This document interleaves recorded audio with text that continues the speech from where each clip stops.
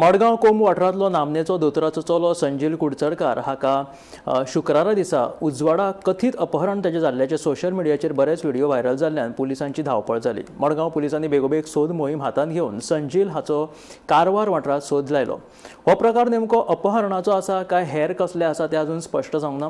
गोवा बायले मदीं जाल्ल्या वादांतल्यान ही घडणूक घडली आसूं असो दुबाव पुलिसांनी उक्तायला। फुडल्या चवकशे उपरांत ह्या प्रकरणांतल्यो सगळ्यो गजाली मुखार येतल्यो अशी माहिती दक्षिण गोंयचो SP टिकम सिंग वर्मान दिल्या। मैटर था जिसमें कि शायद फैमिली डिस्प्यूट है हस्बैंड एंड वाइफ का, तो उसमें एक जो लेडी है along two other people, she is trying to forcefully take her husband into the car and then she drove away. तो उसमें we received a complaint from the daughter of that man named Sanjeev Kudchadkar. तो उसके basis पर हमने complaint FIR register की है and we got the person also and those who unidentified men उनको हमने अप्रीहेंड किया हुआ, तो उनको सिक्योर कर लिया है। कहाँ पकड़ा उसको? उनको कारवार से लेकर आए। कहाँ ले जा रहे थे, कुछ आइडिया है?